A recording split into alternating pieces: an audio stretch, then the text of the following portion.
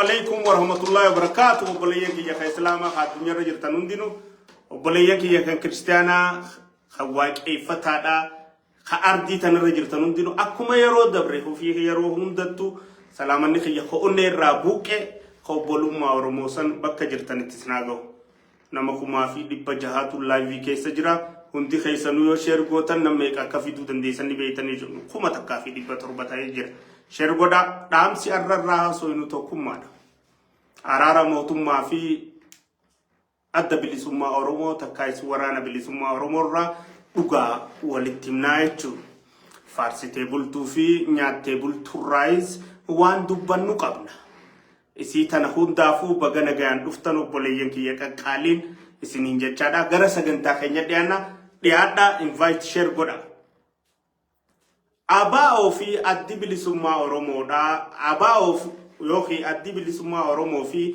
موتمان إثيوبيا بلشتو برا ديراداف قبصو خيسترون بكمانا برا خدا سجل ترباتمي سدي يوخيس جاتمي سجل الرأيجله قبصون أدي بلسما أرومو غوتو والدلا برانان جيسي جرتي قبصون أدي بلسما أرومو دا غوتو خون براوتن ديرا خنا خاسيتي خسارة في بواني سين فيدي هندي خيناو خوالين بين تنتاتي تاتي تندبرتي قبصو برا أفران كنا في شنن كنا خيست قدما ترتين أمو أدي بلسما أرومو دا وبو وراني بلسما أرومو الرئيسا جبه فتشودان هم نسا اتشودان هقن سغاري هقن سقل كلو في هقن سومتا حدوتون قبصو سا فنينسي أسين موتو ماوجين هدا والقبون سا بكمانا جيرامني دفعون هاتي أورومو دا أبسو أورومو خيست ريفك المرة تيسيت خان دفع جيرامني دفعون كيرون أورومو دا لبو إسيدا رساسا خانتيت خان دفع جيرامني دفعون هاتي أورومو دا المسيت يوجين وريغم برباچستو أبسو خانتيت خان دفع أبان أورومو دا أبسو تناب أرسا برباچس خانتي جيرام خانا خان فودان نفي خان أوفي جيجيرما دوفي خان خيسات يمو إفهمني موتومان موميتشا مينسترا خيرو ساني بارتيو غنا تورين دكتور أبيين هوغنامو إثيوبيا غوتو داف إفهم جدي غودتي خدتين إفهم تهي بيردا بري أوبولي سخينيا توم مسارغالي جارا باغدام مسارغالي واق أوغوتو توم مسارغالي إلمو قلتو توم مسارغالي قبصاو تورومو توم مسارغالي إلمان أورومو مساراسيني هندي قرسي رتا هندن دو جنة إسا ديگرودان قبصون تون بدائنا مقاجون بارتي بدائنا دلته أكاني في إسين توم بيا قلچتوف توم سينو تيگودا توري تنو تيفم نومي تسينان إفمتو تنخيستي قبصاو تانا دباني توري نموتا أبوليين قبصو ولنجنون دويدا وليقلي توري نموتا قبصو تنخيستي خرار إيرا ولين أفنين والربسيني دريباني والساتلو دان أبولي سخين يخم مسراسيني مسران باسنو أرومو مسراسيني قبصون إني قدو أرومو ميتو أبدانو ما إساتم سينمالي أرومو برابرا إسا باسني خنّي ننجرو ينّي حق أن دابنّي أدتين يرساسا فكنّي جروف جرينيا خينيا خنبيا كناني ديسني قبصون نتيقود آتو رمومي چميسترا دكتور أبيجيف لايون تور انجفنون اندي تركتيس هندي خينيا خبين تناني تدادت شوفي متي يادني خيا إسي تنخيسا دفني أمو قبصون أدي بلسما أرومو تانو تتربو باتو خيساتو أن فجاسو ديغو ما والمدالو ديدوران قبصون أورومو دا تا أورومو بوچستو كنتاني قبصون أورومو دا تا أورومو گدرستو كنتاني قبصون أورومو دا تا أورومو بوچستو كنتاني قبصون أورومو دا تا أورومو هيدنيتو كنتاني قبصون أورومو دا تا أورومو بقچستو كنتاني قبصون أورومو دا تا أورومو خدچستو كنتاني قبصون أورومو دا تقال هوركيبولا دفكابولا بوچستو كنتاني قبصوا ترون كينيا تاتي هاسو ينوميتي ترغام بيو تدوغان جرت هند خيسة همتو في غاري خيسة دبره أرغي نجر أرمو تبانا دبره خيسة تنزانيات أراري آباو في موتما يدوت رفقون أرار وانجا جبه فمتو إرادو بنيتر إدوغان آباو في موتما ولد ترارمون أرومو بؤامل خساران قبض أرومو بون سنجو بيخو بد أرومو نياتي بول تنبان تمقا أرومو تين فارسيتي جرات تنبان ترمقا أرومو تين أنغو قبطي نيات تنبان هوغنس أرومو دا حقوقا أرومو دا قبو تا أرومو جو والتات أوام فتحا أبو جو خيست خسارة إسين تنكن قبل بينيتي في أمنيتي ججبيسات الرئيسو دا تانزانيا تمال توتي مريندو يا أفوري سمال دلت إيغاس بودو مال تودي مجر تنجت الرا دبتشو فينغا جوف مال تنورا إيغما تندرا سيناك أبسو أرومو خيست برقو أساقل جاتمي ساقل كان جاران أباق دا إلمو كل طوفان أبسو إيغالين الراقاسي hanga bara kana Tanzania tidaite Oromon teise olmaria tutti hire muaqama motumma Ethiopia keessa Oromo da carra tani walmariyachu carra qamni sadeifa iddu jirate walmariyachu carra arara qama sadeifa mangudumman akka jiratu tan abaun gafacha turtesan arkachuda ittimil koyten beytu abaun ittimil koyten beytu Oromo tanaf dugan bakkarra meysun tatu mumicha ministera Dr. Abiy Khenyaf galatomi jannan hiretana seenaa qabsoo Oromotiif kan nuuxeetiif hiretana carraa qabsoo reegama Oromotiif kan nuuxeetiif akka qaamni sadeeffa iddutti yorkame malee abaa'oon dhuftee akka mari'achuun teenye abaa'oon dubbatterratti ilmi Oromoodha ilmi mootii Abbaa Jifaar ilmi Bashasha ilmi Sabaa muumichi ministeeraa Kheenya haya je'ee carraata nabanuun inni masaraa keessa nu jiraachuudhaan tana alhamdulillah haa jennu injifannoodha tunis khasaraa miti osoo khabiraate abbatanuma najamu quudha qabaatee Oromoodhaaf fadhii qabaatee Oromoodhaaf jaalala qabaatee Oromoodhaaf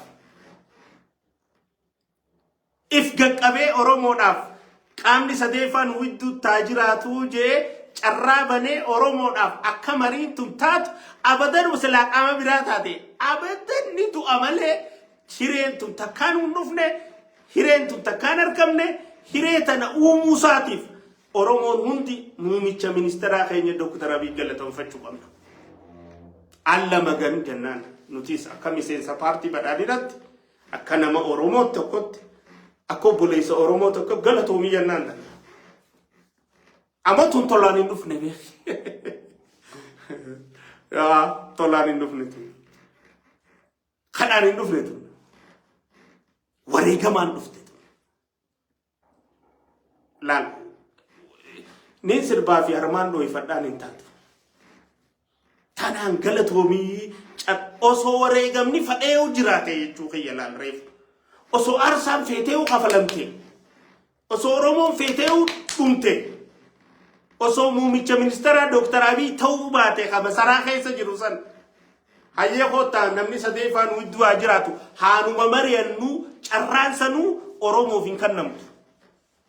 Isaan nuu kanne Oromoo ta'uu isaatii fi Oromoo obboleessa keenya kafalmine hojii falmine hojii qabsoof ta'uu isaatiif galatoomii jennaan.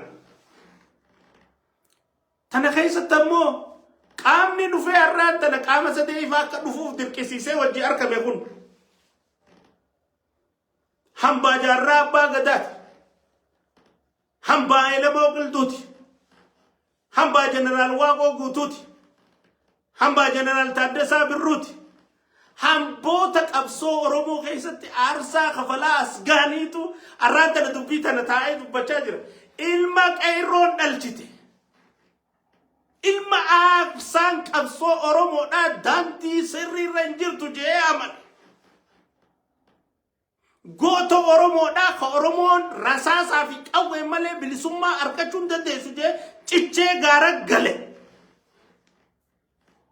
khatakarra lamarra sadi naan du'ee jee hijibi jaanii na hijibsiisaa turan jaallemaroo baga goota taate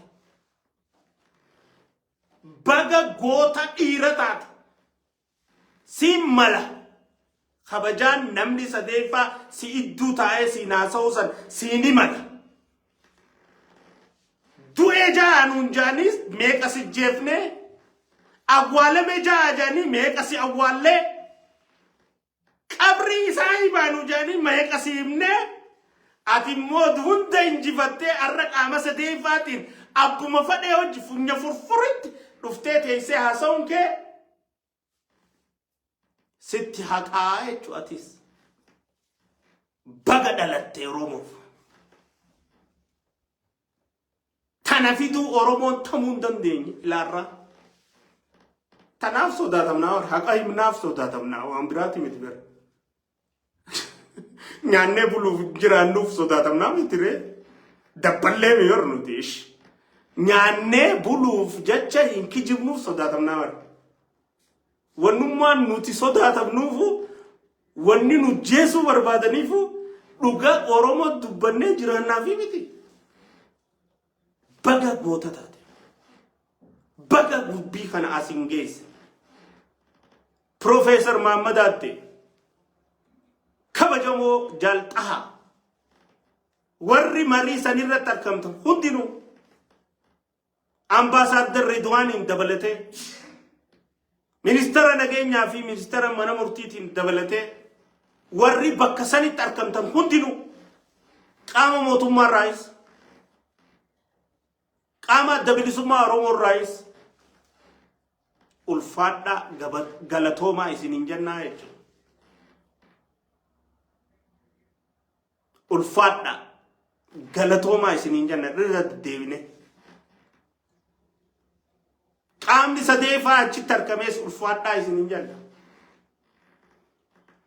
waliigalteen duraa hin milkooyne warra jettaniif ammoo dhaamsa isinii qabna waliigalteen tun akka milkooytuuf carraa banuun mari'achuu eegaluun milkaa'ina siiti ta duraa walin dhufanii mari'achuun milkaa'ina lamadaati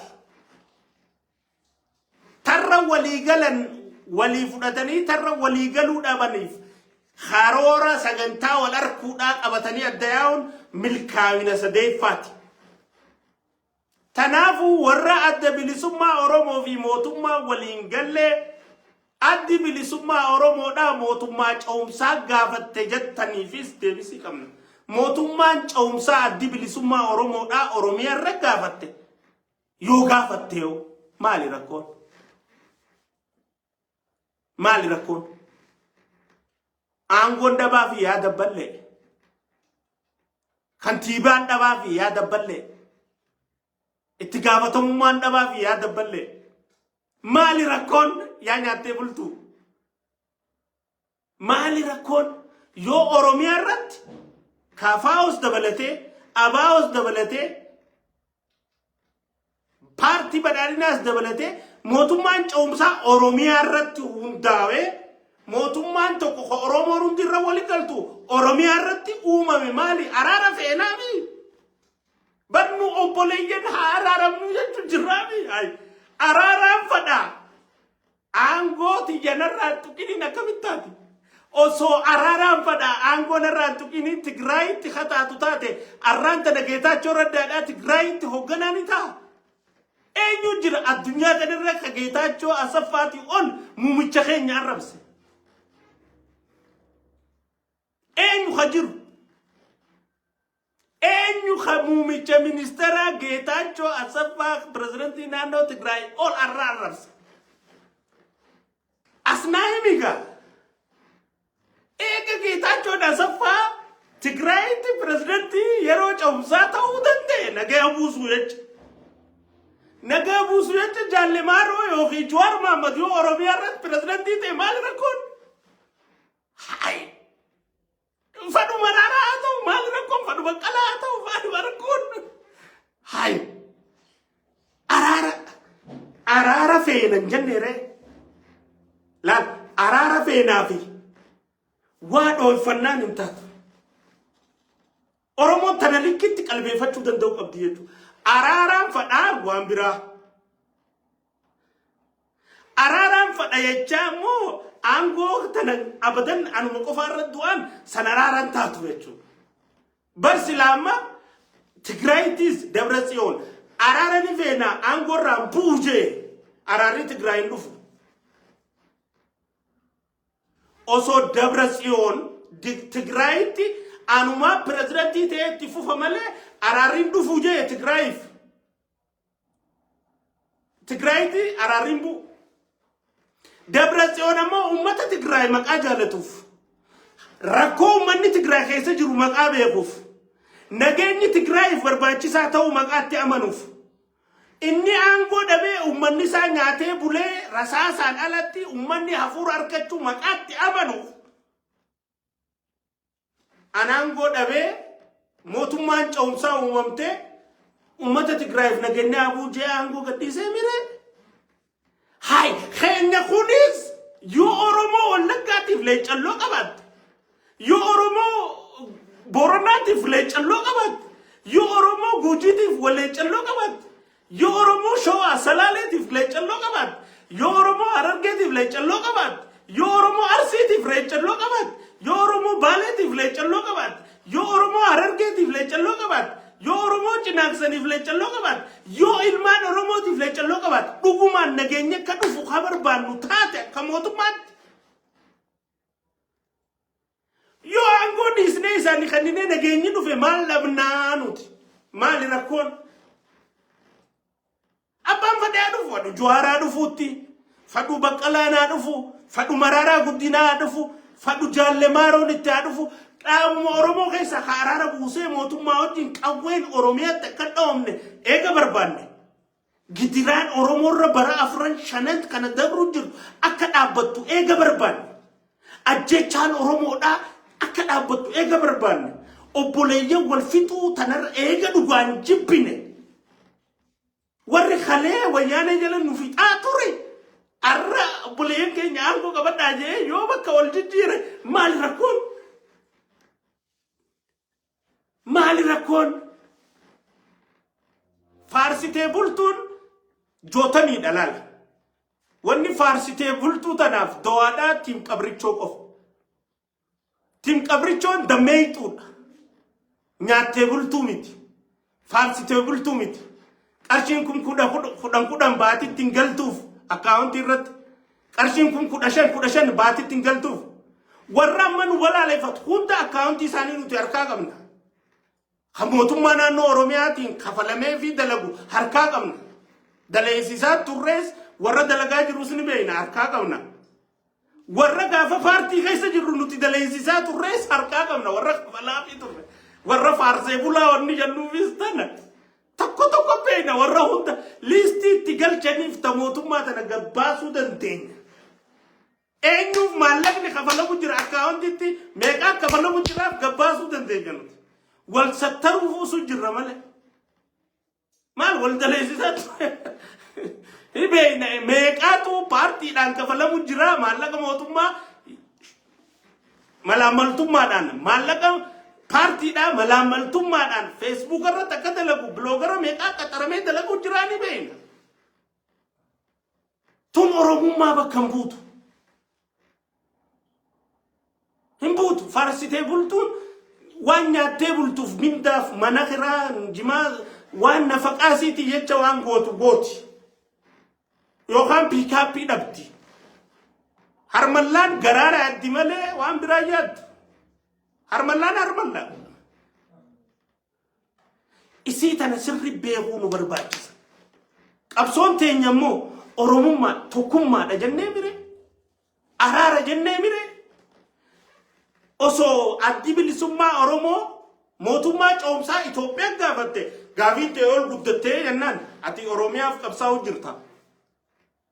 Bara silaarra muumicha ministeera federaala irratti mootummaan coomsaa ta'uu qabaa isin jette akka abinnitti akka paartii Amaaraa kan biraatti osoo akkas jette ergama biraa qabdaa ati qabsoon ta'e Oromiyaa fi Oromoo fi malee Itoophiyaa fi miti maaliif achi dheeyxee jenneetuma asirratti dubbannaa jechuudha.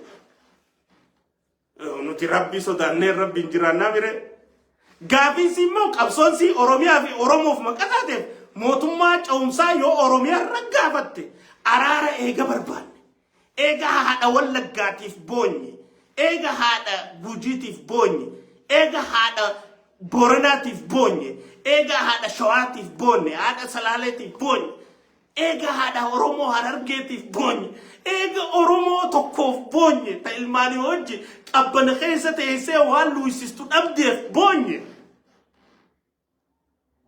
maal qaba mootummaa coomsaa Oromiyaa irratti isaanis akkuma Geetaachoo Raddaatti ha'aan gorra jiru kun irraa bu'ee caasaan isaatis akka jiru jijjiiramee warri gaara jiruu fi warri falmitoota jee Oromiyaa irra falmu kun dhufee araarri bu'ee Itoophiyaa waliin bulcha maali rakkoon yoo gaafiin isaaniitu tana taate rakkoon maaliidhaan. So dubbii faarsitee bulaan of tuttuun ta Oromummaa xiyyeeffattee miti tana Oromoon kumni lamaa fi 900 na daawwataa jirta likitti wadhaa jechuu barbaada. Sirrii miti. Faarsitee bultuun aangoof boolchi, dhihanaaf boolchi, qoonqoof boolchi, dirgoof boolchi. Maal qaba? Ta duraa ta lamadaadhaa qawwee hiikkadhaa seenaa nuun hin jenne mootummaa coomsaadhaa hidhannoon hiikkannu jettee ABO'n namni ABO rafti narraa ol qabsaa hin jiru tokkoon faarsitee bultuutun tokko amma moo araara barbaanne maaf araara barbaanne wal ajjeesuu quufne maaf ol jibbina osoo ol jaalachuu dandeenyu maaf ol dhiibna osoo tokkoomuu dandeenyu diina heddummaanne maaf ol irra nuti gaafiin Oromoon irra wal loltu hundinuu gaafii irra walii galuu qabnu gaafii irra walii galuu qabnu osoo qabnu maaf ol lollu eenyuuf ol lollu sirrii miti jechuudha. Absolutely sirrii miti jechuudha. Haqa kana yoo qabaanne immoo dhugaa kana yoo qabaanne gandummaa keessaa ba'uu qabnaa jechuudha. Gandummaa tam yoo muumichi ministeeraa badii ka qabaatu taate ilmaan Jimmaa hundi muumicha ministeeraa balaaleffachuu danda'uu qabna. Gandummaa keessaa ba'uu qabna. Yoo obbo Shimallis ka dogoggora qabaatu taate ilmaan Shawaa hundi Shimallis Abdiisaa balaaleffachuu danda'uu qabna. Gandummaa keessaa ba'uu qabna. Akka Oromootti eegataane kan qabsooyne injifannoo kana finne akka Oromootti nullee wal dhageeffachaa yaa'uu qabna. Waliin fudhachaa yaa'uu qabna. Wal dhageeffachaa yaa'uu qabna. Addi bilisummaa Oromoodhaa hidhannoo hiikkattee haa galtu galuu diddee haa akkamitti hidhannoo si hidhattee galti. Warra hidhannoo hidhatee gale mana hidhaan jiru. Qabsaa'onni adda bilisummaa Oromoodhaa meeqatu mana hidhaa jira. Harka qullaa warra gale warra booleen gale warra xayyaaraan gale kan mana hidhaa jiru meeqa hiikaa jenne isin kadhanne